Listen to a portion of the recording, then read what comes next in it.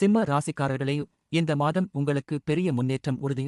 ஆனால் பேச்சில் ஒரு தவறு செய்தால் எல்லாம் மாறிவிடும். வேலையில் ஒரு பெரிய மாற்றம் காத்திருக்கிறது. அது உங்களுக்கு சாதகமா, பாதகமா? இந்த மாதத்தில் 2 நாட்கள் மிகவும் முக்கியம். வீடியோவை கடைசி வரை பாருங்க. சரி, 2026ஆம் ஆண்டு வைகாசி மாதம் மே 15 முதல் ஜூன் 14 வரை சிம்ம ராசிக்காரர்களுக்கு எப்படி இருக்கும் பார்ப்போம். ஹஸ்ட்ரோ தமிழ் வியாசா ஸ்ரீயின் வணக்கம். இந்த வைகாசி மாதம் பெரிய முன்னேற்றம், தன்னம்பிக்கை அதிகரிப்பு ஆகியவை உண்டு என்றாலும் அஷ்டம சனி மற்றும் குரு பெயர்ச்சியால் கலவையான பலன்கள் கிடைக்கும். அகம்பாவம், சீற்றம் கட்டுப்பாட்டில் இருந்தால் சாதனைக்கான வாய்ப்புகள் நிறைந்த காலம். வேலை மற்றும் தொழில் பொறுத்தவரை பணியிடத்தில் வேலைப்பளு அதிகரிக்கலாம். கடின உழைப்பு தேவைப்படும்.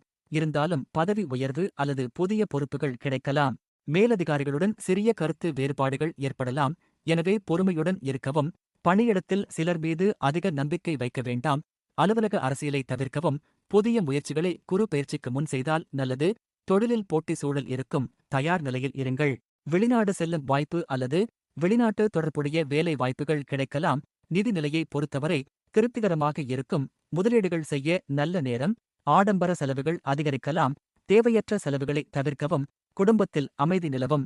உடன்பிறந்தவர்களின் ஆதரவு கிடைக்கும். இருந்தாலும் பேச்சில் கவனம் அவசியம். மாணவர்களுக்கு இந்த மாதம் சிறப்பான பலன்கள் கிடைக்கும். புதிய வாய்ப்புகளை பயமின்றி பயன்படுத்துங்கள். ஆரோக்கியம் பொறுத்தவரை வேலைப்பளு மற்றும் பயணங்களால் உடல் சோர்வு ஏற்படலாம். ஓய்வு மற்றும் உடற்பயிற்சி அவசியம். கவனமாக இருக்க வேண்டிய நாட்கள் ஜூன் 9 முதல் 10 வரை.